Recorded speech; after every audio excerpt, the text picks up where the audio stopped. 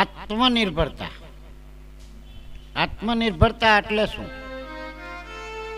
આત્મનિર્ભરતા એટલે પોતાની રીતે જે કાંઈ કર્મ કરવાનું છે એને થોડુંક કરવા દો અને એની જાતે જે કરશે એમાં અને તમારી પાસેથી મળેલી જે સંપત્તિ છે એમાં ઘણો ફેર પડશે.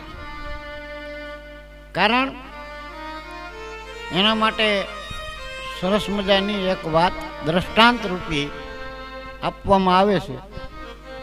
પછી તમારે નક્કી કરવાનું. એક કમ્પાઉન્ડ, મોટા બંગલા, એમાં એક બાજુ એક સામાન્ય વ્યક્તિ રહે અને એક બાજુ એક મોટો વેપારી રહે.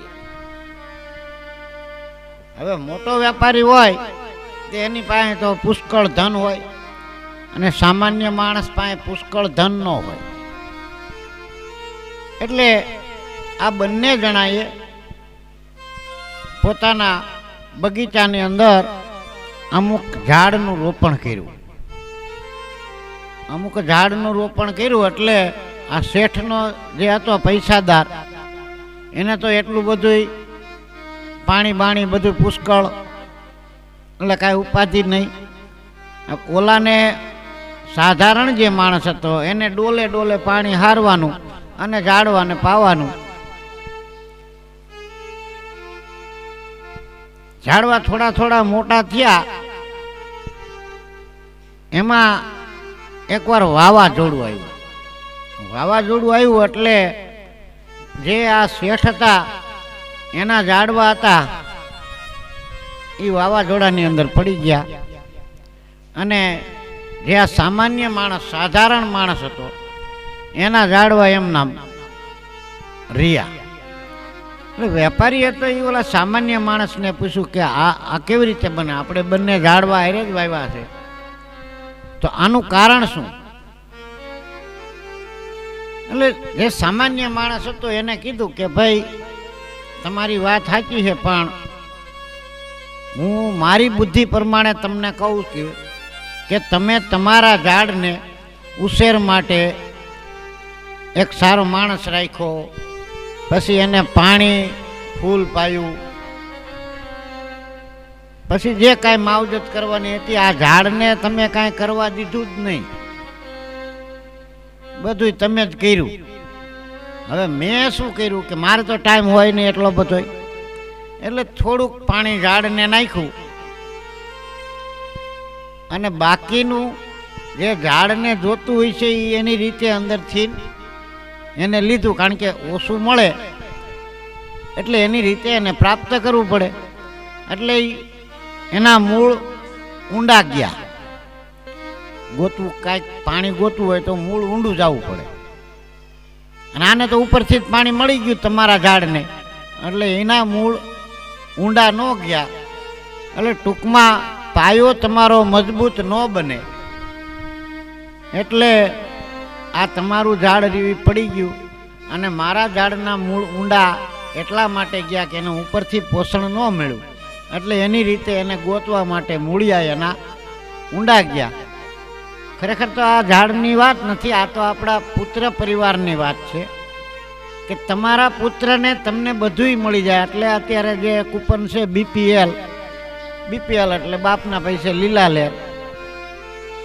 એટલે તમારા છોકરા, દીકરા, દીકરીઓને પ્રેમ કરો, આમાં બે મત નહીં, પણ જે કાંઈ કરવાનું છે એને એની રીતે તો થોડુંક સોંપી દો કે ભાઈ હવે તું ઉંમરલાયક થયો છે તો તારી રીતે જે કરવું હોય એ કર. બધું તમે માથે લઈને ફરશો, જ્યારે તમે નહીં હોય ત્યારે આ દીકરા દીકરીને બહુ તકલીફ પડશે. કારણ કે સમાજની સામે ટકી નહીં રહે. હા, અને ભલે તમારી પાસે કરોડો રૂપિયા હોય એમાં હું રાજી છું, પણ તમારા દીકરા દીકરાને એટલા રૂપિયા તમે સામેથી ન આપો કે એને જરૂર નથી છતાં વધારે તમે આપો. આમાં આપણે અમદાવાદનો કિસ્સો પણ લઈએ કે પણ આપણે એ વાતમાં પડવું નથી.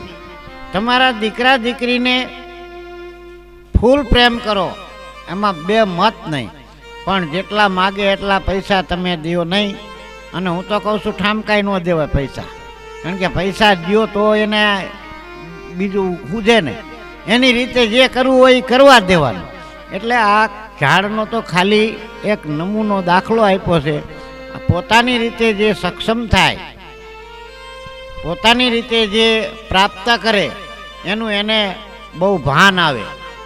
હા, આના માટે પાછી બીજી એક વાત છે, એ તમને હારોહાર કહી જ દઉં કે એક દીકરો 17-18 વર્ષની ઉંમર થઈ ગઈ, પણ આ દીકરો કાંઈ કામ કરે નહીં, ઘરની અંદર ખાય પીવે ને મોજ કરે.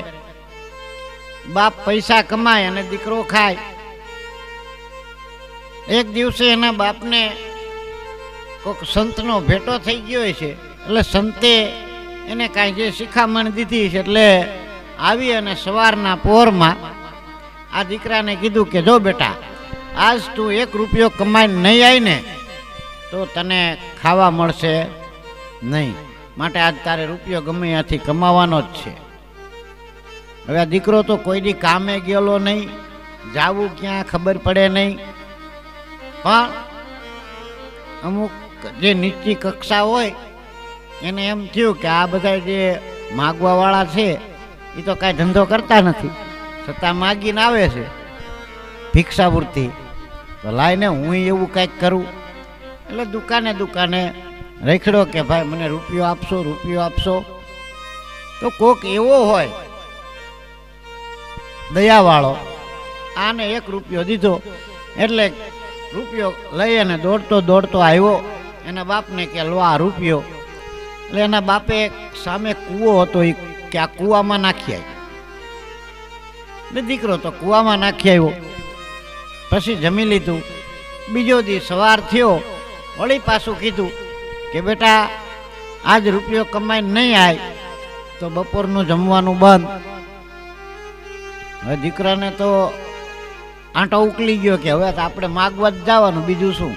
સવારમાં ઉઠી અને જે શેરીમાં ગયો તો એ શેરીમાં નહીં, બીજી શેરીમાં ગયો.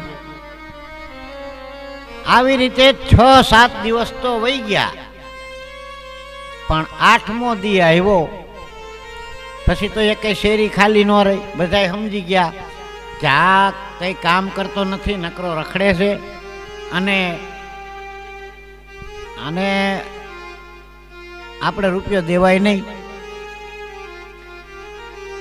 હવે એ રખડતો ભટકતો ઠેઠ રેલવે સ્ટેશને પહોંચી ગયો, પણ ત્યાં એને રૂપિયો મળ્યો નહીં. એમાં બરાબર ગાડી આવીને ગાડીની અંદર એક શેઠ ઉતર્યા. હવે શેઠ પાસે મોટી જબરી સિંદૂક એટલે કે પેટી, વજનદાર બહુ, લોખંડની. એટલે શેઠ આમના આટા મારતા હતા, એટલા ભાઈએ શેઠને કીધું કે 1 રૂપિયો આપશો. એટલે શેઠે કીધું કે 1 રૂપિયો ને 1.5 રૂપિયો દઈશ, આ પેટી ઉપાડી લે. હવે આને તો ટાઈમ વધારે થઈ ગયો તો એટલે વિચાર કર્યો કે હવે તો ભૂખે લાગી છે, હાલો ને પેટી તો પેટી પણ ઉપાડીને મૂકી આવું એના ઘીરે, એટલે 1.5 રૂપિયો મળી જાય તો 8 આનાનું કાંઈક થઈ રહી છે. બાપાને રૂપિયો તો ફરજિયાત દેવાનો છે. કાંઈ વાંધો નહીં કે વજનદાર પેટી શેઠે તો ઉપડાવી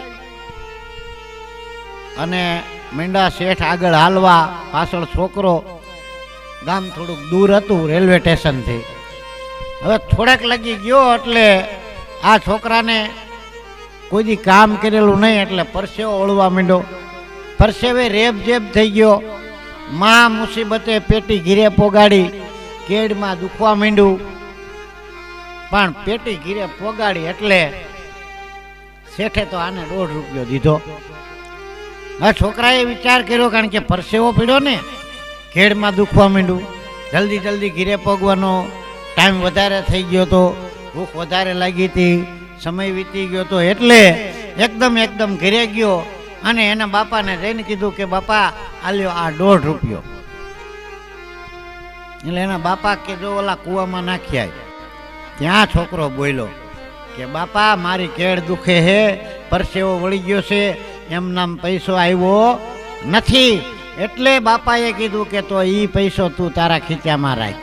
કારણ કે તમારા પરસેવાની કમાણી રહી, તમારી મહેનતની કમાણી રહી, એમાંથી તમારે જે કાંઈ ખાવા પીવા મળે એનાથી લોહી સારું થાય, એનાથી તમને ખરાબ વિચાર ન આવે. એટલે કોઈ પણ જગ્યાએ હા દાન દેવું એમાં હું ના નથી પાડતો, કારણ કે દાન વસ્તુ એવી છે. પણ જેને જે જરૂરિયાત હોય એવું દાન કરી. તમારી પાસે વધારે પૈસા થઈ ગયા હોય તો એક એવી ફેક્ટરી ખોલો કે જ્યાં કામ કરવા છોકરા આવી શકે. એવા ગામની અંદર જઈ અને એવા છોકરા ગોતો કે જે કામ નથી કરતા અને રખડે છે, તો એવા છોકરાની ફેક્ટરીની અંદર કામે રાખો અને એના બદલામાં એને પૈસા આપો. પણ તમે જો મફતનું સાવ આપશો તો આ બધા આળસુ થઈ જાય છે. એટલે આપણે આ ભારત દેશની અંદર કોઈ આળસુની જરૂર નથી. ખરેખર કર્મ એ જ પ્રધાન છે. કારણ કે તમે કર્મ નહીં કરો અને મફતનું જો તમે લઈશો તો એની કોઈ કિંમત રહેતી નથી.